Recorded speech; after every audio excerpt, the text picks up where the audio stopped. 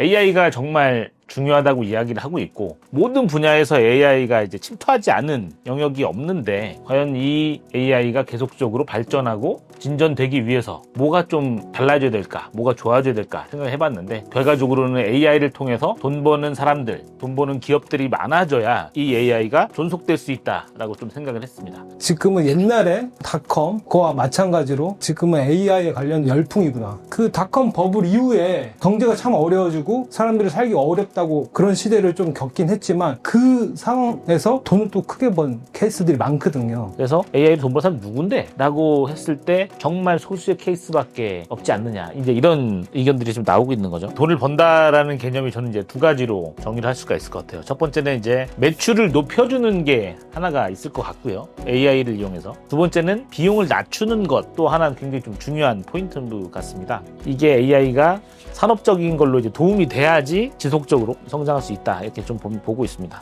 혁신 성장에 대해 논의하는 선유도 토크, 줄여서 선톡. 오늘은 두 번째 시간입니다. 저는 진행을 맡은 경기대학교의 김진환입니다. 오늘 주제는 인공지능이에요. 요즘 시대는 이제 기승전 AI라고 할 정도로 인공지능이 모든 분야에서 중심을 차지하고 있습니다. 그래서 오늘도 이제 지난번과 마찬가지로 두 분의 이제 전문가분들을 모셔서 좀 다양한 이야기를 조금 들어보려고 하는데, 포인트는 이렇습니다. AI가 정말 중요하다고 이야기를 하고 있고, 모든 분야에서 AI가 이제 침투하지 않은 영역이 없는데, 과연 이 AI가 계속적으로 발전하고 진전되기 위해서 뭐가 좀 달라져야 될까, 뭐가 좋아져야 될까 생각을 해봤는데, 그 중에서도 결과적으로는 AI를 통해서 돈 버는 사람들, 돈 버는 기업들이 많아져야 이 AI가 존속될 수 있다라고 좀 생각을 했습니다. 그래서 오늘 그거를 구체적으로 말씀해 주실 두 분을 모셨고요. 먼저 왼쪽부터 소개하겠습니다. 인사 말씀이랑 자기소개 부탁 좀 드리겠습니다. 예, 안녕하세요. 저는 지금 한창 그 사회자분께서 말씀하신 것처럼 AI가 열풍이 되고 있는데, 저는 2000년 초 변리사 열풍, 변리사 연봉 6억 5천 이런 어떤 환경에서 거기에 올라타서 이제 변리사 시험을 준비해서 그 변리사에 합격하고 지금까지 변리사 업무를 하고 있는 특허법인 지명의 정성훈 변리사입니다. 네, 반갑습니다. 정성훈 변리사님은 이제 삼성전자랑 SK텔레콤 같은 대기업에서 또 실제로 근무를 하셨고, 그리고 이제 지금 이제 특허법인에서도 다양한 좀 AI 관련된 특허를 좀 만들고 계십니다. 자, 우측에 계신 전문가분 자기소개랑. 저는 이제 소크라테스식 문답법을 할 수 있는 인공지능을 만들고 있는 딥스킬의 강양석입니다. 반갑습니다. 네, 반갑습니다. 네.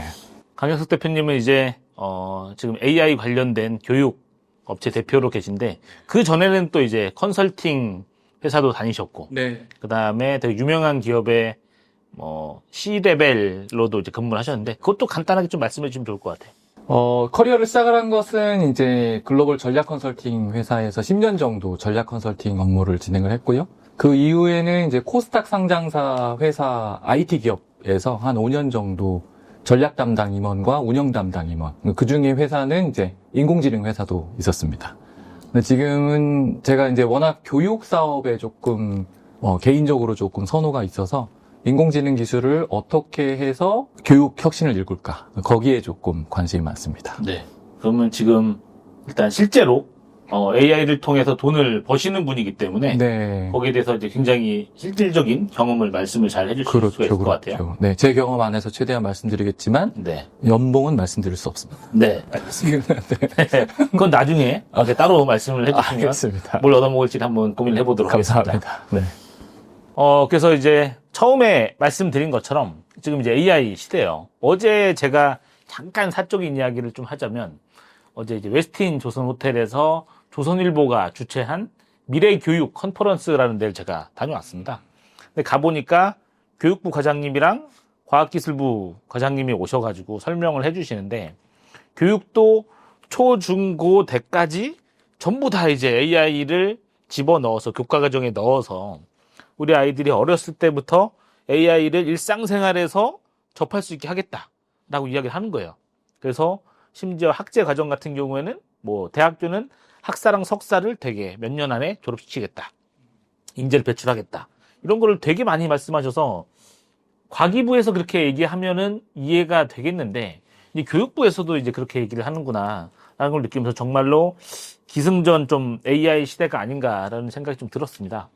그래서 언제부터 우리나라가 이렇게 갑자기 AI가 이렇게 중요하게 되었는지 생각을 한번 해봤어요. 그래서 제가 과거 자료를 조금 찾아봤습니다.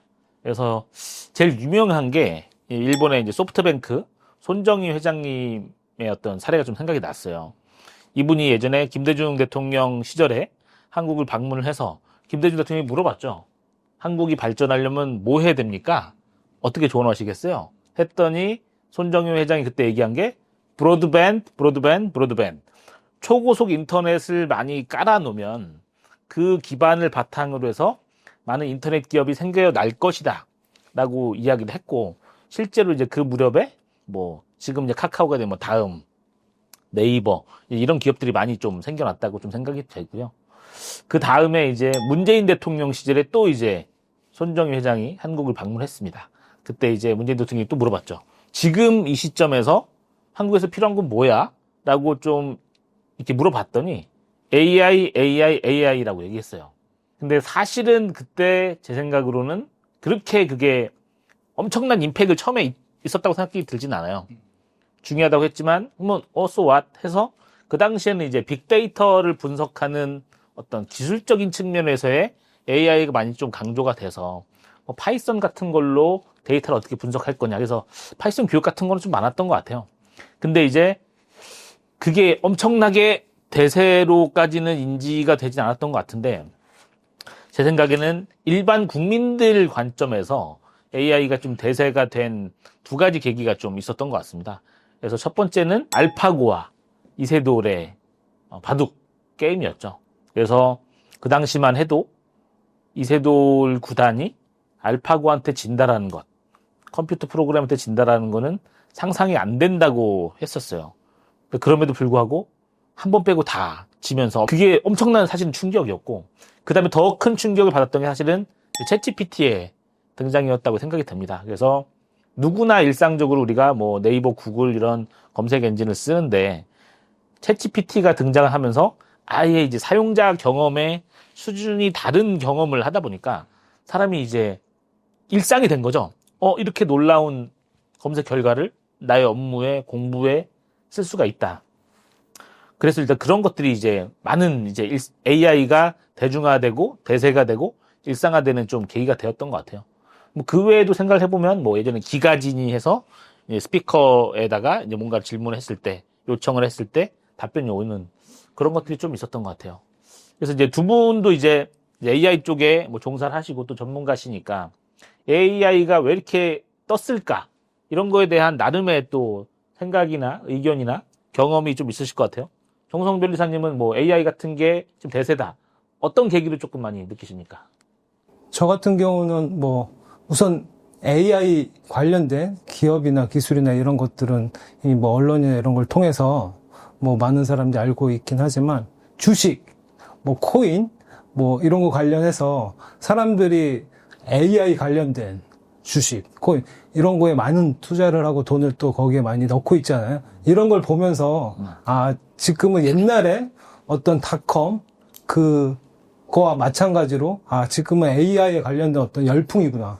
AI에 관련돼서 사람들이 정말 많은 관심과 우리나라의 어떤 산업이 이 중심으로 지금 진행되고 있구나라는 거를 뭐 간접적으로 좀 느낄 수 있을 것 같습니다.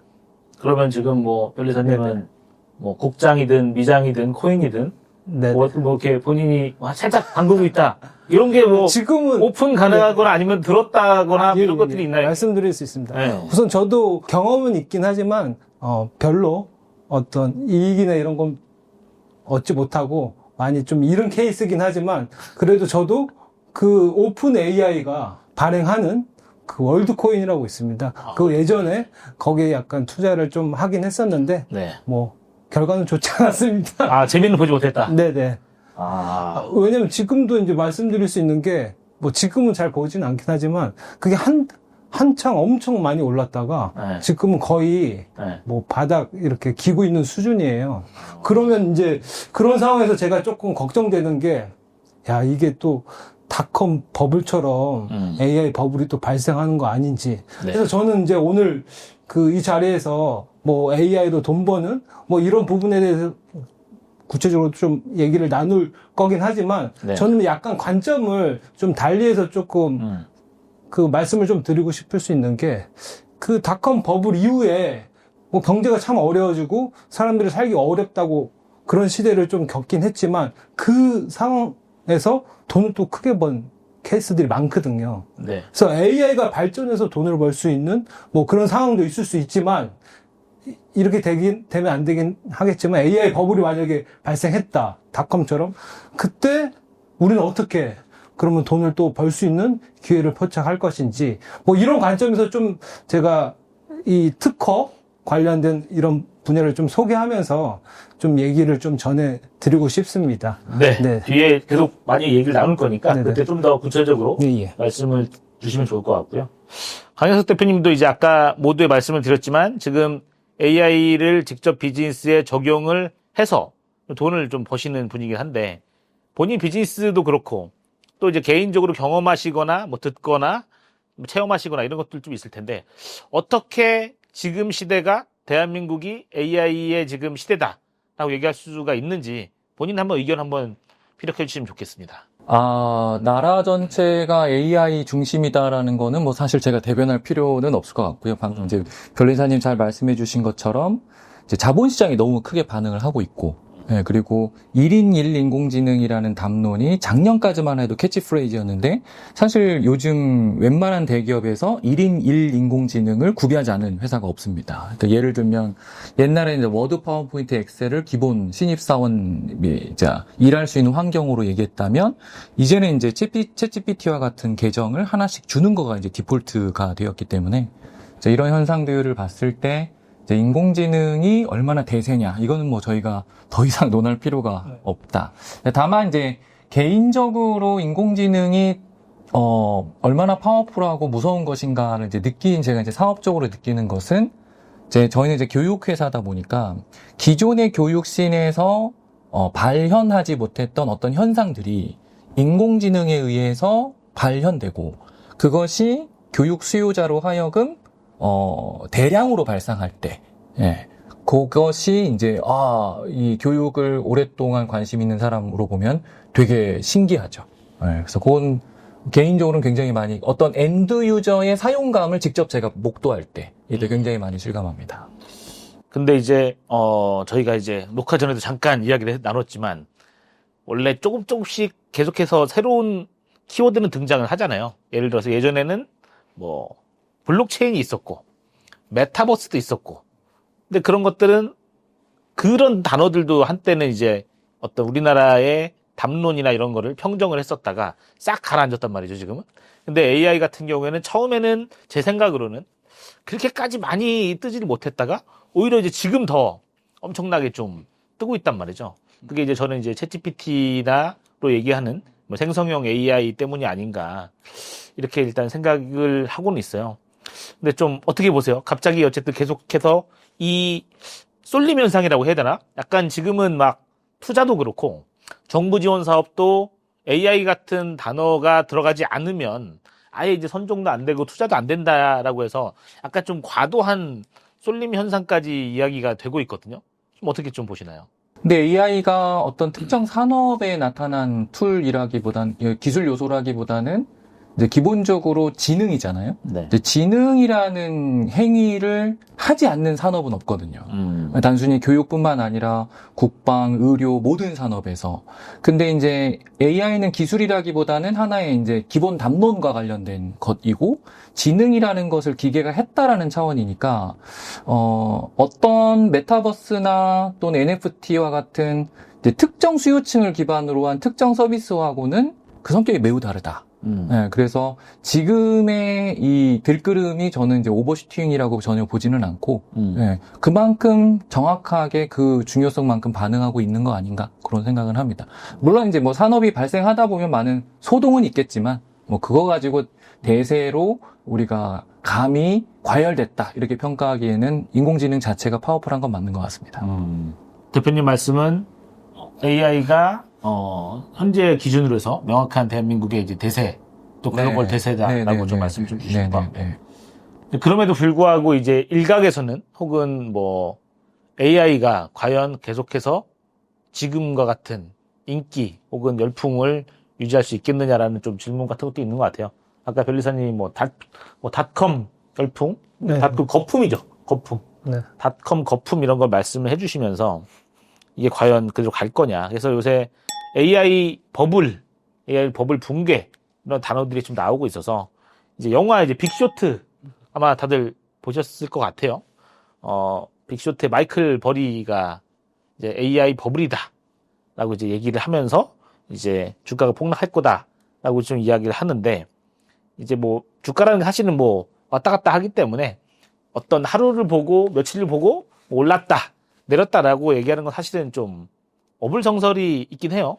그럼에도 불구하고 최근에 한두 번 이제 코스피가 몇 번 꺾이면서 역시 AI의 이제 버블이 온 거 아니냐, 뭐 조정기가 온 거 아니냐 이런 얘기가 좀 나오고 있고 그거에 대해서 좀 많은 사람들이 좀 이야기를 또 하고 있는 것 같아요. 그래서 이제 우리의 주제는 이제 AI가 지속적인 대세가 될 수 있느냐를 보는 것이고 거기에 대해서 특히 이제 구체적으로 볼 게 이게 AI가 산업적인 걸로 이제 도움이 돼야지 지속적으로 성장할 수 있다 이렇게 좀 보고 있습니다. 그래서 지금 좀 구체적인 논의가 좀 오가고 있는 것 같아요. AI가 어떻게 이제 도움이 되느냐, 돈 번 사례가 뭐가 있느냐 이런 걸 봤을 때 제가 이제 리서치를 해서 봤을 때는 일단은 이제 지금 전 세계 시가총액 1위가 엔비디아지 않습니까? 엔비디아가 이렇게 엄청난 회사가 될 거라고는 전혀 상상을 못 했을 거예요. 왜냐면은 저도 다른 데 이제 글을 하나 썼지만, 젠슨 왕이 2000년대 초반만 해도 이렇게 용산 전자상가 와서 GPU 막 PC방 사장님들한테 용산 전자상가 아저씨들한테 막 영업하고 자기가 꽂아주고 막 테스트해주고 막 이랬었거든요. 물론 이제 뭐 예전에 그랬다고 해서 지금은 세계 1위의 회사가 안 되리라는 법은 없지만 이제 그랬던 회사가 지금 세계 1위의 회사가 되고 그리고 이제 클라우드가 이제 일상화 되면서 구글이나 마이크로소프트나 뭐 AWS나 이제 클라우드 서비스가 계속해서 좀 발전을 하고 있고 근데 문제는 이 두 개 어떤 AI 관련된 칩 관련된 밸류체인 그 다음에 클라우드 서비스와 관련된 밸류체인 이외에는 없지 않느냐라는 이야기가 이제 많이 돈 버는 곳이 그렇죠. 증권사 애널리스트도 그렇고 많은 지금 언론에서도 뭐 스타트업 중에 돈 버는 데 있어? 이런 거를 많이 지금 걱정을 좀 하는 거죠. 그게 어떤 요소 기술처럼 들어가서 이커머스 같은 경우에는 뭐 추천 알고리즘에 사용이 된다. 넷플릭스에도 사용이 된다라고 하는데 넷플릭스의 본질적인 비즈니스는 콘텐츠를 어쨌든 잘 만드는 것이고 추천을 아무리 잘한다 한들 이커머스 같은 경우에도 경쟁력 있는 제품을 많이 갖고 오는 게 중요하다. 그래서 AI로 돈 버는 사람 누군데? 라고 했을 때 정말 소수의 케이스밖에 없지 않느냐. 이제 이런 의견들이 좀 나오고 있는 거죠. 그래서 이제 두 분들의 이제 의견 한번 듣고 싶은 거죠. 뭐 지금까지 못 벌었을 수도 있는데 앞으로 많이 벌 수 있는 영역이 있을 수도 있어요. 어떤 부분이 돈을 앞으로 좀 벌 수 있을 거라고 보십니까? 우선은 아까 말씀하신 그 AI 기술이 지속적으로 대세 가능한지 저는 당연히 가능하다고 봅니다. 왜냐하면 AI 기술은 새로운 기술이에요. 그 IT 분야에서 새롭게 나온 어떤 인간의 어떤 삶을 편리하게 해주는 되게 신기술인 것 같아요. 그 닷컴도 마찬가지잖아요. 닷컴도 처음에 버블이 나서 뭐 문제가 생기긴 했지만 닷컴도 그 닷컴 또 인터넷이라는 게 새롭게 이제 도입돼서 얼마나 지금 그 삶이 편해지고 지금까지도 계속 사용되고 있고 지속적으로 발전되고 있는 거잖아요. 저 AI도 마찬가지로 그런 어떤 과정을 겪을 거라고 생각합니다. 그래서 지금 AI 기술이 열풍이지만 당연히 어떤 새로운 기술이 어떤 새로운 시장이나 어떤 국내 환경에 적응하기 위해서는 열풍이 일어나요. 사람들이 많은 관심을 갖고 많이 활용을 해야 됩니다. 근데 그런 과정에서 이제 좀 정리가 필요한 단계가 있잖아요. 정말 이 어떤 여러 기업들이 AI를 활용하고 있긴 하지만 정말 여기는 투자한 대비 이익이 없는 뭐 그런 기업들은 발전 가능성을 높이 볼 수는 없잖아요. 그래서 그런 기업들을 정리하는 그런 작업이 필요할 것 같긴 한데 그게 바람이 닷컴 버블처럼 그렇게 크게 일어나지 않았으면 좋겠다는 거죠. 그러면 이제 모든 경제가 어려워지니까. 근데 저는 잘 경제 쪽으로 전문가가 아니어서 잘 모르긴 하겠지만 지금 제가 좀 들은 바에 의하면 그 정도까지는 아니다. AI 기업들이 약간 기초 체력이 조금 튼실할 수 있다. 튼실하다라고 판단됩니다. 그 닷컴 버블 때 대기업들도 많이 무너졌잖아요. 그때 무너진 대기업들을 보면 매출이 엄청 많았습니다. 관련된 이따가도 설명드릴 거지만 관련된 특허들도 엄청 많았고 이런 기업들이 많이 무너진 바람에 그와 관련된 어떤 생태계가 전반적으로 이제 힘든 어떤 상황이 됐는데 지금 AI 전문가들이 봤을 때 지금 AI 기업들은 그때랑은 좀 상황이 다르다. 그래서 그런 과정은 언제가 될지 모르지만 AI 열풍 후에 분명히 존재할 수밖에 없는 거고 그 과정을 거친 다음에 이제 기술이 이제 안정되고 더 지속 발전되는. 그래서 이 AI 기술은 당연히 이제 5년이든 10년 후든 우리가 이제 이건 없어서는 안 될 그런 기술로밖에 자리 잡을 수 없다고 저는 우선 생각을 합니다. 그리고 당연히 지금 이제 투자의 어떤 그 시기니까 실질적으로 어떤 그 매출은 많이 나올 수 있지만 이익이 없을 수 있는 그 시점인 것 같아요. 제가 봤을 때. 그나마 이제 AI 기술에 대해서 미리 개발을 하고 했던 기업들은 이제 이익이 이제 계속 발전할 수 있을 것 같은데 제가 이제 특허 업계에 이제 그 종사하고 있잖아요. 그러면 이제 특허 업계에서는 AI 기술이 좀 되게 낯설을 수 있기는 하겠지만 되게 필요한 기술이에요. 왜냐하면 그 특허 같은 것들은 데이터가 방대하거든요. 왜냐하면 우리나라에만 그 특허들이 있는 게 아니라 전 세계 각국에 있는 특허들이 있습니다. 그 데이터들을 우선은 갖고 있어야 되고 그 확보된 데이터들을 잘 이게 분류하고 정제해서 좋은 어떤 그 결과물이 나와야 되는 그런 또 영역이기 때문에 AI 기술이 절대적으로 필요한 분야이기도 합니다. 그래서 저희 같은 경우는 특허를 조금 다뤄보신 분은 아실 수도 있긴 하겠지만 이 특허 검색 사이트가 있습니다. 네. 어떤 회사들이 운영하는.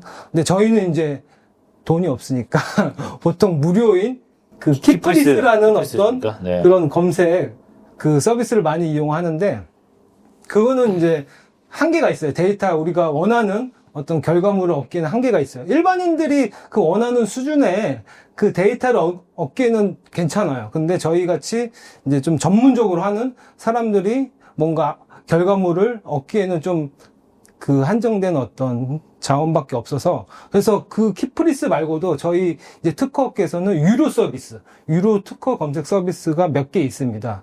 근데 이제 그 유료 서비스를 제공하는 업체 중에 그 워트 인텔리전스라는 어떤 회사가 있습니다. 키워트라는 어떤 검색 서비스를 제공하는 그런 회사인데 이 회사의 이제 전략이 그 대표께서 미리 알았던 거죠. 이런 부분은 이런 그 특허 데이터의 방대한 부분들은 그 기존에는 AI 기술이 없을 때 사람이 다 투입해가지고 그걸 다 분류하고 했는데 이 AI 기술을 적용하면 더 훨씬 좋은 어떤 성과를 낼 수 있다는 걸 미리 알아서 2020년대 초반부터 이 AI 기술 계속 적용하면서 이것들을 서비스를 하고 있었습니다. 그래서 지금 이제 결과적으로 봤을 때 제가 본 거는 2024년에 매출이 한 30% 성장한 기업이고 실질적으로 이게 투자를 받아서 어떤 그 기업이 발전하고 그런 게 아니라 실질적으로 이런 어떤 기술을 적용해서 그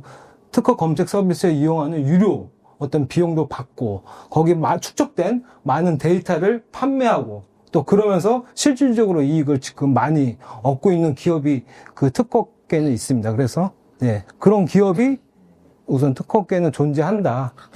그리고 앞으로도 그 기술들이 많이 적용되면 충분히 그런 어떤 비즈니스 모델이 이미 그렇게 성공했던 케이스가 있기 때문에 많이 우선은 나올 거라고 생각합니다. 특허 업계에서는. 네. 이게 이제 듣고 보니까 이제 돈을 번다라는 개념이 저는 이제 두 가지로 정리를 할 수가 있을 것 같아요. 첫 번째는 이제 매출을 높여주는 게 하나가 있을 것 같고요. AI를 이용해서. 두 번째는 비용을 낮추는 것 또 하나는 굉장히 좀 중요한 포인트인 것 같습니다. 왜 그러냐면 다들 아시겠지만 지금 이제 사람 구하기가 너무 어렵잖아요. 그리고 뭐 제대로 된 직원들 구하기 더 어렵고 그래서 뭐 돈을 주고 연봉을 주고 스트레스를 산다라는 말이 있을 정도로 그래서 정말 채용이 어렵다고들 다들 말씀을 하시는데 제 질문이 이거예요. AI가 만약 발달했다. 근데 본인이 대표 변리사거나 파트너 변리사다. 네네. 그렇다고 하면 생산성이 높아져서 주니어 변리사를 좀 덜 쓰거나 혹은 있는 사람을 내보낼 정도의 생산성 향상이 가능합니까? 그러면 돈을 더 버는 거잖아요. 지금도 가능하다고 보십니까? 우선은 그 부분에 대해서 제 의견을 드리면 우선은 모든 업무가 그렇지만 반복적이고 단순한 업무를 하는 부분이 있고 그다음에 가치를 창출해야 되는 부분이 있습니다. 그걸 다 해야 됩니다. 어쨌든 어떤 하나의 일을 완성하기 위해서는. 그러면 당연히 이제 AI 기술이 지금 어떤 기술 수준이면 반복적이고 단순한 업무를 대체할 수 있어요. 네. 그러면 그런 일을 하는 사람들이 좀 있었잖아요. 특허업계도 분명히 있습니다. 그런 어떤 사람의 수를 줄일 수 있고 근데 더 중요한 거는 그런 사람조차 지금 저희 특허업계에서는 뽑기가 어려워요. 그러니까 사람을 뽑기가 어려워. 그러니까 결과적으로 인건비가 많이 올라가는 거죠. 왜냐면 사람 한 명 뽑기 때문에. 근데 그런 AI 기술이 그런 일을 대신 해준다고 하면 우선은 그 인건비를 줄일 수 있으니까 비용 절감 때문에 어떤 수익이 높아질 수 있는 거죠. 그래서 이 얘기를 먼저 좀 주소가 바뀌긴 했지만 특허 업계는 우선 전문 서비스 종이잖아요. 그래서 기본적으로 서비스업은 수익률이 좋지가 않아요. 다 아시는 것처럼. 5%에서 10% 되면 되게 많은 거예요. 근데 거기 수익률이 적은 이유가 그 인건비거든요, 인건비.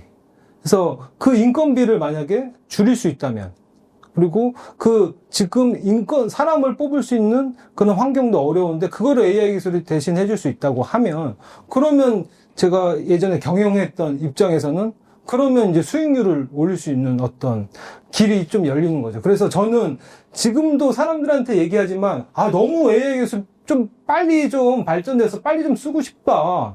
그래서 이 기술 이용하면, 솔직히 지금 같은 어떤 대형 로펌이나 이런 것도 필요 없어요. 왜냐면 사람이 그러니까 AI가 사람으로 하면 되죠. 그 일을 그냥 AI를 기술을 사용할 수 있는 로열티나 라이선스 비용을 지불하고 걔랑 같이 일하면 되는 거죠. 그러면 이제 또 소형화, 또 1인 알겠습니다. 어떤 이런 또 현상이 또 발생할 수 있어서 좋습니다. 아무튼 결과적으로. 네.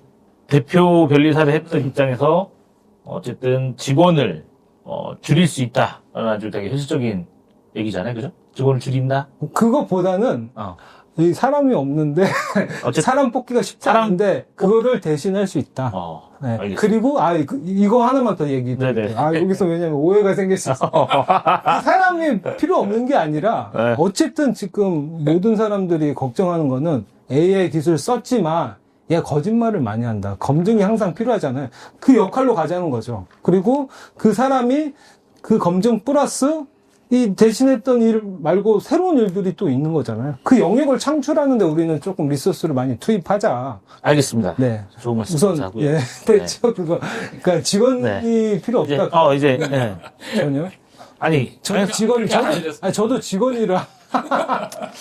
하현석 대표님 고객사는 이제 대기업이 많잖아요. 네. 뭐 HR 관련된 업무 부서를 주로 만나시긴 하시겠지만 그럼에도 불구하고 현업 부서 컨설팅도 많이 하셨고 하시다 보니까 그쪽에 고민도 되게 지금 잘 알고 계시잖아요. 그럼요. 그렇다라고 하면은 우리나라의 대기업이 AI를 어떻게 활용하려고 하고 있고 이게 제가 말씀드린 두 가지 매출을 올리거나 비용을 줄이거나 그 외의 방법이 아마 있을 수도 있을 것 같은데 고객의 니즈를 말씀해 주셔도 되고 실질분들의 개인의 경험을 말씀해 주셔도 되고 어떻게 돈 버는 데 도움이 될 수 있을까요? 일단 첫 번째 이제 고객들은 기업들은 어떤 고민을 하고 있는가? 사실 이제 제가 이제 대기업에서 이제 임원 강의를 많이 하고 있고 임원 강의를 하려면 그 회사의 전략기획팀이나 디지털 전략팀과 반드시 논의를 하고 임원 강의에 들어갈 수밖에 없습니다. 왜냐하면 컨텍스트를 이해해야 임원 강의를 잘 할 수 있기 때문에.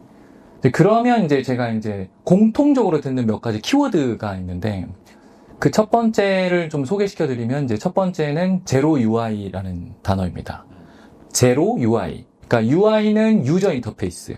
그러니까 어떤 지식 근로자가 디지털 환경에서 일을 하려면 반드시 인터페이스가 필요하죠. 버튼을 클릭한다든지 로그인을 한다든지 화면을 넘긴다든지. 그러니까 디지털 환경에서 일을 하려면 이제 UI가 반드시 필요한데 그걸 제로로 만드는 게 인공지능인 거예요. 그래서 제로 UI는 정확하게 이제 어떤 식으로 일하는 것을 의미하냐면 토니 스타크하고 자비스가 일할 때 말로 일하잖아요. 그러니까 모든 업무를 다 말로 한다는 거예요. 그럼 여기서 이제 손 하나 깠다가 앉지 않는다 이런 뜻이 아니라 말로 일한다는 거의 의미는 결정 중심으로 일한다는 겁니다. 이 개념이 조금 너무 당연하게 들릴 텐데 사실 당연한 개념이 아니에요. 우리는 거의 대부분 수행을 하고 일부는 결정을 하죠. 그 얘기는 수행하는 사람들은 로봇 기술과 인공지능으로 다 대체해버리고 결정하는 중심으로 워크포스를 재편하겠다는 뜻입니다. 그게 이제 우리나라 3대 대기업의 전략기획팀이 지금 인공지능을 수 XX1 회사에 도입하면서 내부적으로 설득하는 논리 중에 하나예요.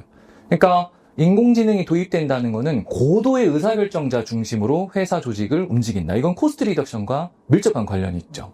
그래서 바로 연결되는 단어가 탤런트 덴서티입니다.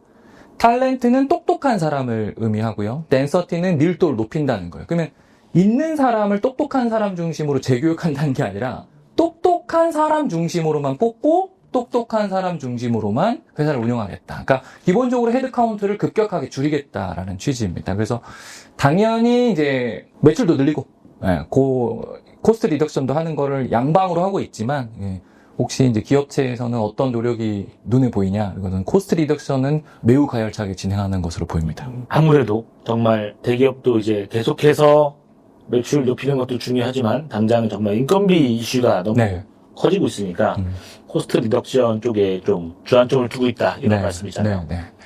저도 이제 관련이 되어 있는 스타트업 쪽만 해도 사실은 매출을 높여주는 AI는 정말 보기 힘든 것 같고요. 주로 그렇죠. 사스 비즈니스 같은 걸 통해서 비용을 줄여주는 정확하게 인건비죠. 근데 이제 인건비가 높은 산업이 있고 그렇지 않은 산업이 있더라고요. 보니까 이를테면 화학 산업 같은 경우에는 장치 산업이다 보니까 그렇죠.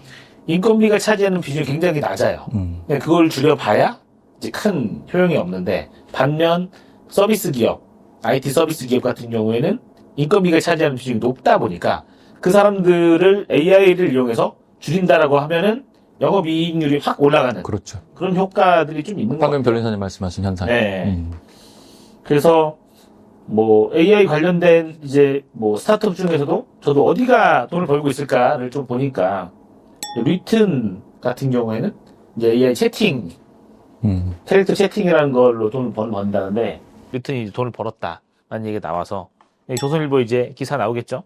슬슬 돈 벌기 시작하는 AI 스타트업 리튼이 있고 그 다음에 업스테이지는 한국형 뭐 LLM이라고 해서 좀 떴고 그 다음에 퓨리오사 같은 경우에는 이제 AI 반도체 칩 해서 이제 여러 가지 이제 하나둘씩 좀 케이스들이 나오고 있는 것 같아요.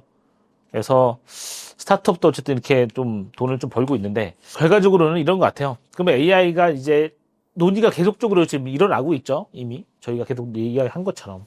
그럼 우리나라는 정부 차원에서는 어떻게 AI를 조금 더 효과적으로 사용을 하고 우리의 강점 요소를 어떻게 더 강화시키는데 사용할까 이렇게 생각을 좀 해보게 됐습니다. 그래서 제 생각에는 우리나라 정부가 제조업을 선택을 했다라고 좀 생각이 좀 들었어요. 우리나라가 세계적인 제조업 강국이고 여전히도 OECD 국가 중에서는 제조업 비율이 가장 높은 나라 중에 하나잖아요. 그래서 여기 이제 뜨겠죠. 맥스 얼라이언스라고 매뉴팩처링 AI 트랜스포메이션입니다. 그래서 이 기사 보시면 산학연 1000곳이 뭉쳐서 제조업의 AX를 위한 얼라이언스, 맥스 얼라이언스를 만들었는데 여기 이 산업체 중에 이 산이 다 대기업들이 온 거예요. 현대차, 삼성전자, 쿠팡 이런 데가 와서 다 모여서 한번 파이팅 한번 외친 거죠. 우리나라가 LLM 만드는 게 별로 의미는 없을 거잖아요. 왜냐면 어쨌든 영어 중심으로 전 세계 언어권이랑 이런 게 다 편성이 돼 있는데 한글 LLM 만드는 물론 의미는 있겠지만 이게 뭐 그 다음에 클라우드 서비스 같은 경우에도 지금 전 세계적으로 뭐 구글, 마이크로소프트, AWS가 다 3분 체제인 상황이고, 그 다음에 GPU는 이제 엔비디아가 하는 와중에 이제 몇몇 플레이어 도전한다고 하고, 그 밸류 체인의 일부로서 SK 하이닉스, HBM 같은 게 이제 존재를 하지만 아직 우리가 그것도 뭐 우리가 메인 플레이어라고 얘기하기는 좀 어렵잖아요. 그러다 보니까 결과적으로 대한민국 정부의 선택은 제조업의 효율을 높이는 그런 과정에서 AI가 역할을 할 수 있지 않겠느냐, 이런 쪽으로 해서 좀 넘어갔다라는 좀 생각이 좀 들었습니다. 그래서 뭐 맥스 얼라이언스는 제가 좀 설명을 드리면 이제 제조 대기업, AI 기업, 그다음에 연구기관, 정부가 다 이렇게 뭉쳐서 과연 어떻게 우리나라의 강점인 제조기업을 더 효율적으로 뭐 스마트 팩토리 같은 거를 만들어서, 우리나라도 지금 막 제조업 분야에 막 나이 드신 분들도 많고 지방에 있다 보니까 젊은 사람이 이탈하거나 가지 않거나 이런 경우도 많은데, 그런 좀 어려움을 극복하기 위해서 AI를 도입했다는 생각이 들어요. 근데 한편으로는 여기서 이제 질문이 그런 거예요. 우리나라도 AI 도입하겠지만 지금 뭐 중국도 뭐 딥시크도 있고 뭐 인도 애들도 IIT 나온 애들이 놀 거냐 이거야. 걔네들의 그쪽에 베트남 애들도 마찬가지고 그쪽도 AI가 도입이 될 거고 할 건데, 과연 우리나라도 하겠지만 걔네들도 할 건데, 빠르게 할 건데, 그렇다라고 하면 우리나라에게 엣지가 있을까? 라는 저는 생각이 좀 든단 말이죠. 정성 변리사님, 어쨌든 대기업도 많이 보고 기업의 현실을 좀 많이 보는데, 우리나라도 나름 노력을 하지만 지금은 실시간으로 해외에서도 그런 정보를 알고 있고 AI를 적용을 한단 말이죠. 우리나라가 지금 맥스 얼라이언스를 위시한 이러한 전략을 갖고 하는 게 좀 어떻게 해야 될까요? 계속 우리나라의 경쟁력이 유지가 되고 발전할 수 있다고 보십니까? 어떻게 보세요? 저는 당연히 뭐 우리만의 경쟁력이 있을 거라고 생각하는 게, 그 외국 사람들이 저희 나라 한국을 그 떠올렸을 때 가장 먼저 그 생각하는 단어가 뭘까요? 삼성. 안도세. 아니, 생각보다 빨리빨리잖아요. 빨리빨리. 빨리빨리. 그게 거의 저희 외국에서 바라보는 한국을 대표하는 또 단어일 수 있잖아요. 그러면 지금 저희가 제조업 중에서는 경쟁력이 높은 거잖아요. 거기에 이 높은 어떤 수준의 제조업에서 AI 기술을 적용한 것 역시 저희가 우선은 빨리빨리 이걸 잘 또 활용하기 때문에 당연히 이 경쟁력은 유지될 거다. 예를 들면 이거죠. 프로골퍼가 있어요. 아마추어가 있고.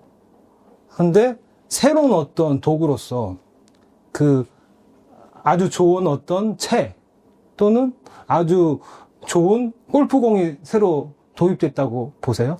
이거를 프로골퍼가 쳤을 때랑 아마추어가 쳤을 때랑 차이가 어떻게 되겠어요? 누구한테 더 이게 유용하겠냐는 거죠.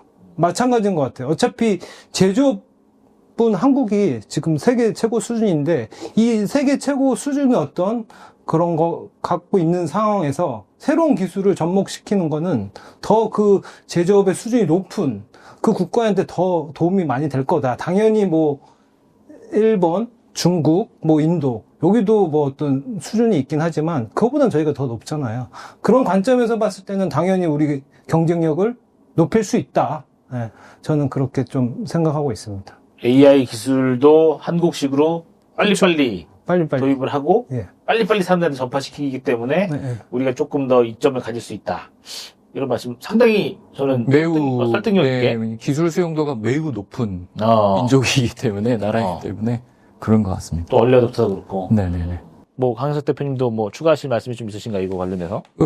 맥스 얼라이언스가 어떤 전략을 가지고 있는지는 제가 잘 모르겠지만, 이제 제가 실제로 이제 제조업 현장에 있는 의사결정자들과 이제 실제 프로젝트를 해봤을 때, 우리나라가 실제로 굉장히 좋은 데이터를 가지고 있습니다.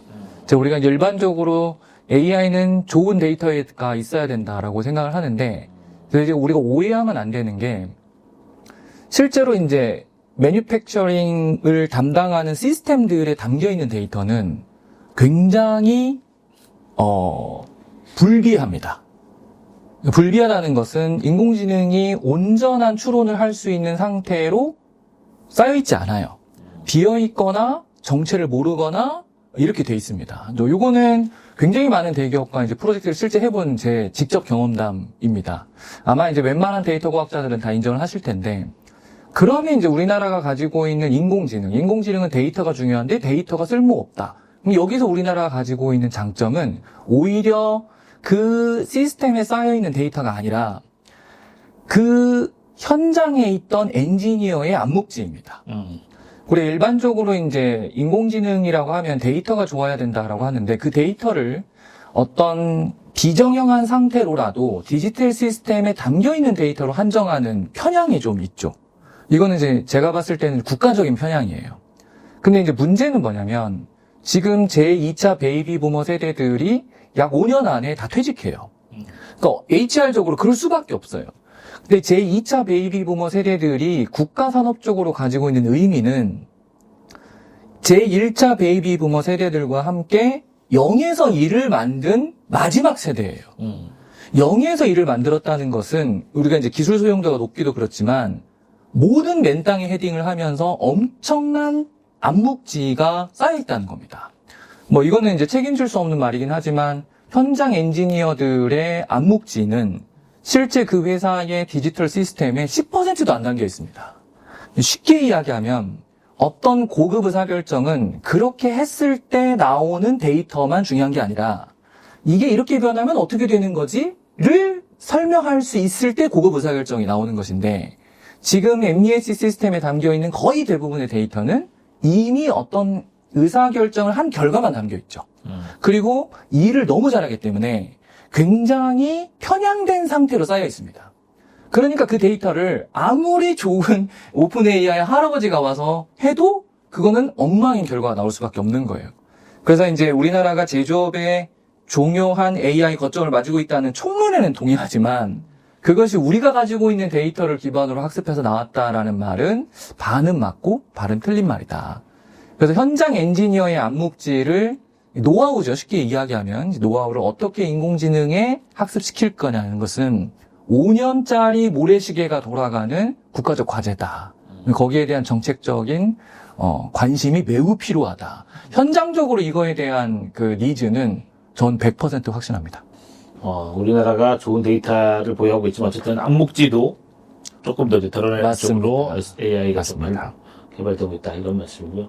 이제 암묵지라는 말씀 드리니까 이제 중간에 이제 우리가 광고 시간이죠. 두 분이 또 이렇게 시간을 내주셔서 나왔으니까 두 분의 이제 암묵지를 다 어떻게 보면 암묵지를 형식제로 드러내서 두 분이 이제 책을 한 권씩 다 쓰셨습니다. 그래서 잠시 이제 광고 시간을 좀 가져보도록 할게요. 그래서 두 분이 이제 책 한 권씩 다 최근에 발간하신 것도 있고 아닌 것도 있지만 본인 책이 어떤 내용이라는 걸 한번 짧게 한번 어필을 하고 그 다음 코너로 넘어갈게요.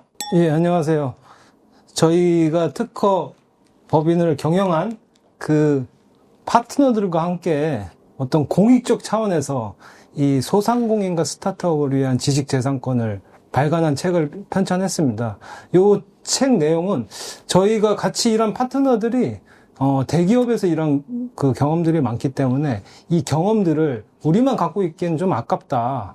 그 지식재산권을 잘 모르는 또는 시스템이 아직 정착되지 않은 어떤 개인, 소상공인, 그 다음에 스타트업 이런 데 좀 전파를 해서 그들도 그 지식재산권을 몰라서 피해를 당하는 일이 없도록 우리 경험을 공유해주기 위해서 요 관련된 내용을 써서 요 책 내용은 되게 쉽게 되어 있습니다. 사례를 중심으로 되어 있고 그 바쁘신 어떤 그 사업을 하시는 분들이 꼭 알아야 할 내용, 그 내용 위주로 저희가 좀 담은 책입니다. 예. 제가 관심 있으시면 봐야겠네요. 네, 관심 있으시면 관심 좀 있습니다. 봐서 예.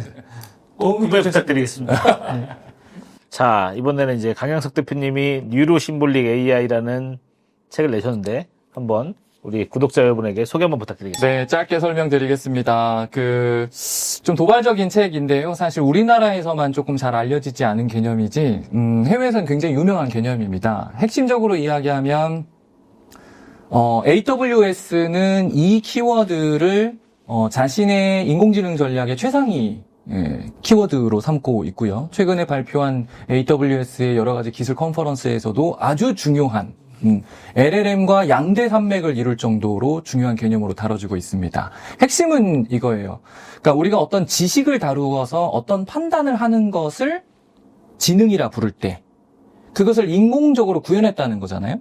그러면 인공적으로 구현했다는 것은 어떤 지식을 다뤄서 어떤 판단을 했냐라는 질문에 같이 답을 해줄 수 있어야 됩니다. 그러면 우리가 이제 다루는 일반적인 지식에 대부분의 사람들이 어떤 데이터만 지식이다라고 생각하는데 그것은 이제 거대한 편향이다.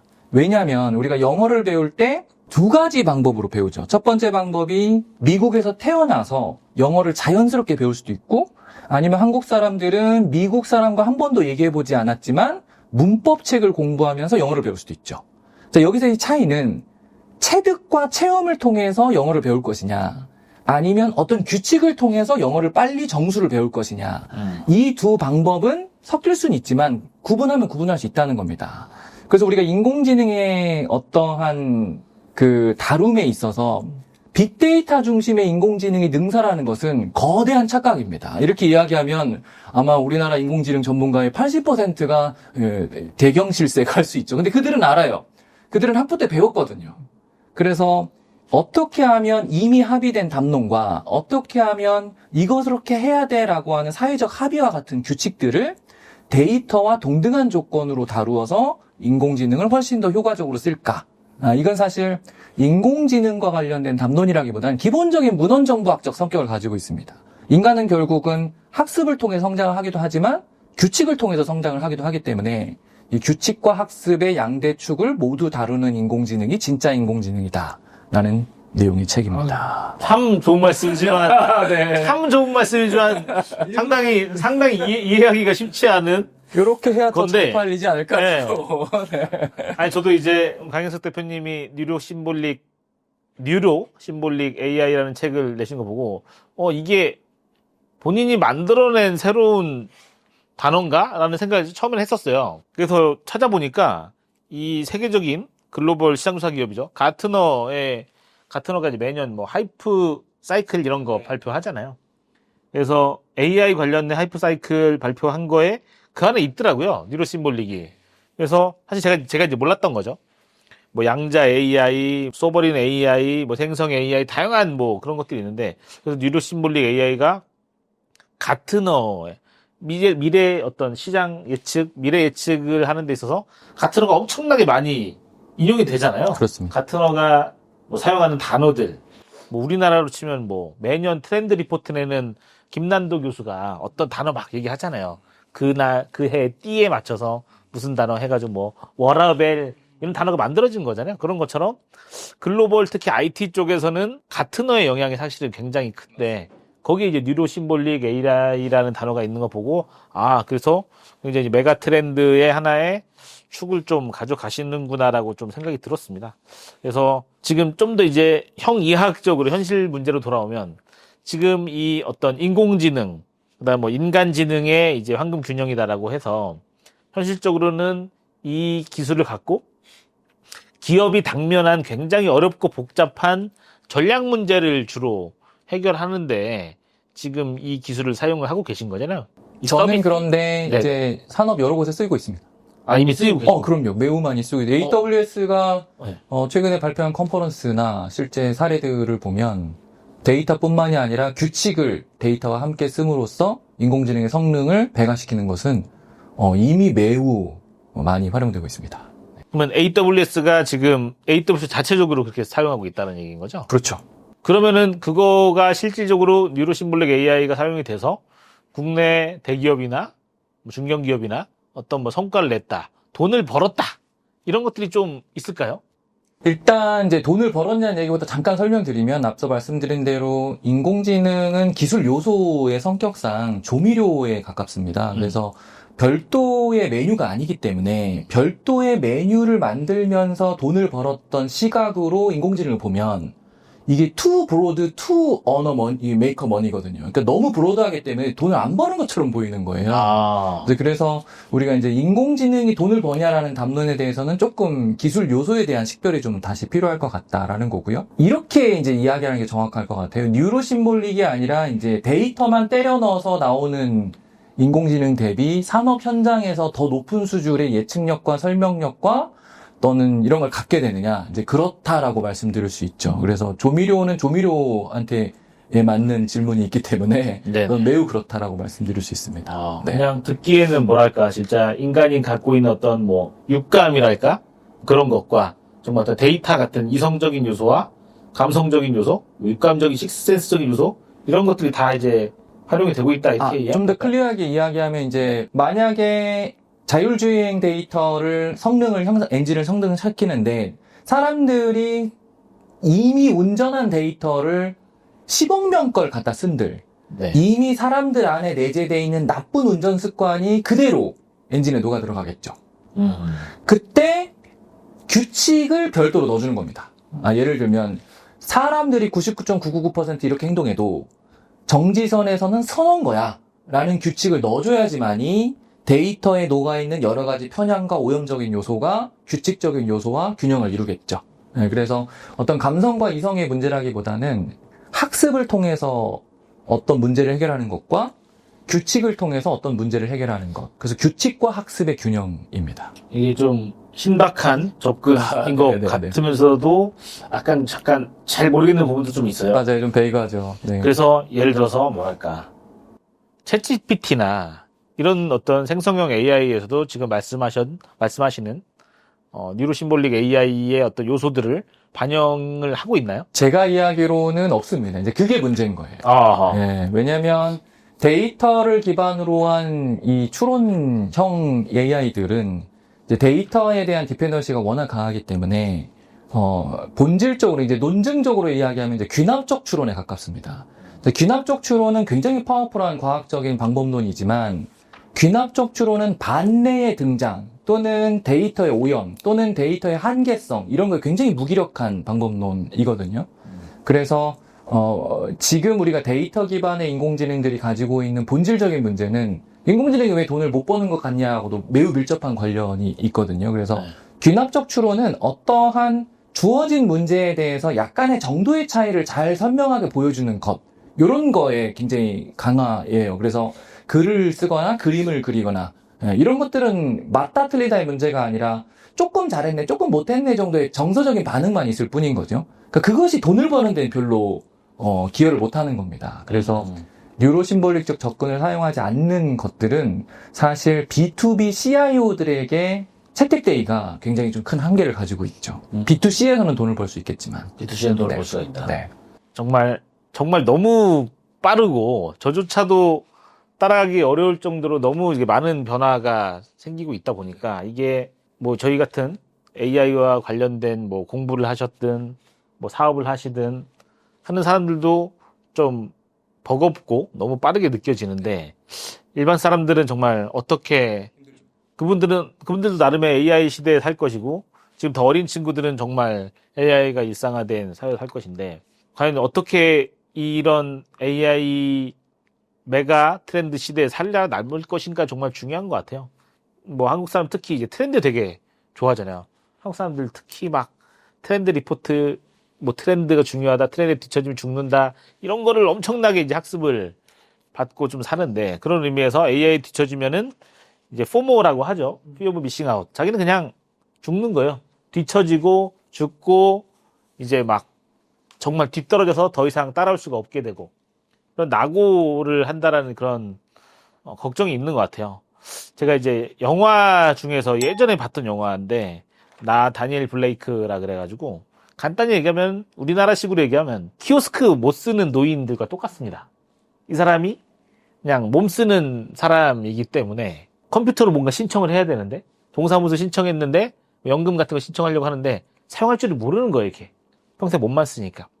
근데 그게 우리나라에서는 키오스크로 맥도날드 매장에서 햄버거 못 시키는 할머니 할아버지인 건데 이 간단한 거에도 이 정도인데 과연 AI가 급속도로 더 빠르게 도입이 되고 일상화되었을 경우 업무를 적응하지 못하는 사람, 돈 못 버는 사람 이런 사람이 정말 나을 것 같단 말이죠. 그리고 아까 뭐 두 분이 말씀해 주신 것처럼 AI를 통해서 단순 반복 업무를 했던 사람들이 정리가 될 확률이 높아지잖아요. 아까 단어를 제가 생각난 게 이제 RPA라는 단어 아시잖아요. RPA가 로보틱 프로세스 오토메이션이니까 단순 반복 사람들이 적은 돈을 받으면서 서류 같은 거 확인하고 이렇게 했던 분들이 기계로 하면 더 정확성이 높아지고 피곤해하지도 않고 돈도 필요하지 않으니까. RPA라는 단어가 좀 떠올랐어요. RPA도 AI 요소가 다 있잖아요. OCR 기능이 다 들어가 있고. 그래서 정말 앞으로 그런 좀 저숙련된 사람, AI를 평상시에 접하기 어려운 사람, 혹은 배우지 못하신 이런 분들이 좀 어떻게 살아나가야 될까? 이런 부분을 약간 좀 마지막에 좀 고민하는 시간 좀 가져보려고 합니다. 그런 소시민들, 우리 정성훈 변리사님 어떻게 좀 살아나가야 될까요? 혹은 어떻게 대처를 해야 될까요? 정말 어려운 질문이에요. 우선 그 단순 반복 했던 사람들이 기본적으로 다른 일을 할 수 있도록 우선 그 기회를 좀 제공을 해 주는 게 좋을 것 같고, 어쨌든 그 일은 정해져 있는 게 아니라 이 일이 줄어들면 다른 또 일을 할 수 있는 그 또 여건들이 많기 때문에 그런 단순 반복 일은 우리 기계, AI 기술, 요게 잘 맡기고 그 사람들이 했던, 거기 일을 했던 사람들한테는 뭐 다른 더 그 단순 반복되는 일이 아닌 좀 가치가 있는 그런 어떤 일을 할 수 있는 기회를 제공하면 좋을 것 같습니다. 그리고 그 사람들이, 그 일했던 사람들이, 그 일에 만족하지 말고 그 어떤 가치 있는 일을 할 수 있는 생각을 좀 가져야 되겠죠. 네, 그래야 이제 조금 더 선순환으로 더 발전하는 어떤 그 기회가 될 것 같습니다. 네, 스스로 뭐 더 각성도 해야 되겠고 교육 훈련도 좀 받아야지 그런 게 가능할 것 같습니다. 한영석 대표님. 일단 이제 다른 디지털 기술 대비 인공지능을 못 써서, 그러니까 인공지능에 숙련되지 않아서 뒤처진다라는 말은 없을 겁니다. 왜냐하면 인공지능 자체가 모든 사람을 제로 UI 상태에서 인공지능을 할 수 있게 되기 때문에 버튼을 모르거나 사용법을 모른다라는 건 말이 되지만 대화를 못한다. 그러니까 자기가 뭘 원하는지를 정확하게 인공지능에게 표현하지 못해서 뒤처질까 두렵다. 이거는 사실 인공지능 문제가 아니라 근본적으로 그 사람의 문제인 거죠. 그래서 인공지능은 다른 디지털 기술과 다르게 말씀드렸듯이 이제 조미료의 성격을 가지고 있기 때문에 우리가 이제 조미료를 잘 맛보냐 안 보냐는 걸 능력으로 하진 않거든요. 그렇죠? 그래서 인공지능은 누구나 잘 쓸 수 있게 될 겁니다. 이제 다만 산업적으로 인공지능을 지배하는 역량을 가지려는 사람들이 뭘 준비해야 되느냐. 이제 요거는 이제 중요한 담론이 될 수 있는데, 앞서 말씀드린 대로 이제 지금 2025년 현재 인공지능에 대한 담론이 데이터에서 패턴을 찾아서 그 패턴을, 모종의 패턴을 기반으로 하는 귀납적 추론의 형태를 띠고 있기 때문에, 물론 그것은 편향돼 있다라는 건 저의 주장이고요. 어쨌든 지금 대부분의 인공지능 담론은 귀납적 추론의 기계로 형성이 돼 있죠. 그럼 이제 이렇게 인공지능이 귀납적 추론을 잘할 때 인간은 뭘 잘해야 되냐면 연역적 추론을 잘해야 됩니다. 이제 연역적 추론을 잘한다는 것은 좋은 상식을 가지고 있다라는 거죠. 좋은 상식은 두 가지 방법에 의해서 형성됩니다. 첫 번째가 많은 문제 해결 경험을 통해서 형성이 되고요. 두 번째가 좋은 실험 행위를 통해서 형성이 됩니다. 이제 문제 해결 경험과 실험이라는 단어가 굉장히 좀 딱딱하게 보일 수 있는데, 어렸을 때부터 많이 하는 행위들, 그러니까 아이를 가둬놓고 뭘 하려고 하지 말고 문제 상황에서 작은 문제를 스스로 그 결정의 기준을 세우고 스스로 문제를 해결하면서 좋은 인투이션과 직관이 생기는 거거든요. 그래서 문제 해결은 연역적 추론을 하는 데 있어서 굉장히 중요한 소스가 되고요. 그 다음에 이제 어떤 실험 행위를 하는 거죠. 실험 행위 한다는 것은 쉽게 얘기해서 자신만의 보고서를 쓴다. 모든 보고서에서는 이제 결론이 한 줄 나오잖아요. 그 결론의 한 줄이 연역적 추론의 대전제에 해당하는 것이거든요. 그래서 어떤 대전제를 기반으로 해서 어떤 추론을 해내는 행위가, 이것들이 이제 수월해지면 연역적 추론이 기본적으로 되게 강해지고 귀납적 추론을 잘하는 기계랑 붙었을 때 이제 빛나는 협업을 할 수가 있는 거죠. 이것은 기업사회도 마찬가지입니다. 그래서 오래된 기업일수록 암묵지의 형태로 많은 연역적 사고들이 있고, 그걸 어떻게 포멀라이즈 하느냐에 따라서 이미 귀납적 추론을 잘하는 기계와 궁합이 너무 좋을 수 있기 때문에 저는 이제 추론의 종류로 한번 설명을 드려봤습니다. 네. 네. 연역적 추론, 귀납적 추론, 굉장히 어려운 단어 나왔죠. 네. 이해 안 가시는 분들 챗GPT로 꼭 검색을 해서 이해를 잘 하시기 바랍니다. 네. 저는 이제 두 분 이야기 듣다가 어떤 생각이 들었냐면, 최근에 이제 끝난 서울 자가의 대기업 다니는 김부장. 네. 또 이제 저희도 아주 많은 차이가 나진 않잖아요. 그래서 이제 그걸 보니까 김 부장의 최종 선택지는 차 닦는 거였잖아요, 이렇게. 네. 그래서 사람들이 이제 일부에서 그런 얘기를 하는 거예요.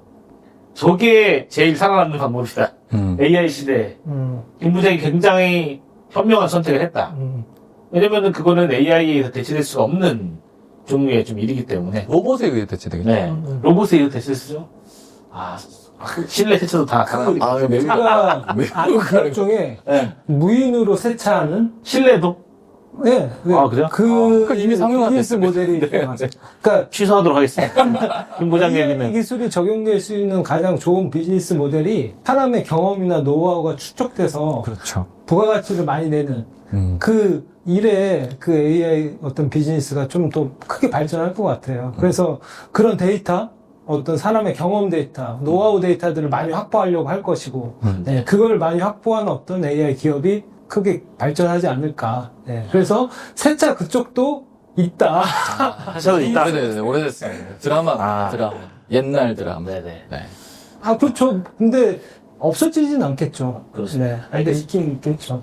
사람이. 돈 버는 AI가 오늘 이제 주제였는데, 기업이 돈 버는 AI를 잘 만들면 개인은 돈을 못 벌 수가 있겠다라는 이상 약간 암울한 얘기가 좀 나오긴 했지만, 어쨌든 오늘 돈 버는 AI라는 주제를 갖고 두 분 좋은 말씀 많이 해주셔서 감사합니다. 네, 오늘 방송 마치도록 하겠고요. 오늘 참석해 주셔서 감사합니다. 네. 고맙습니다. 감사합니다.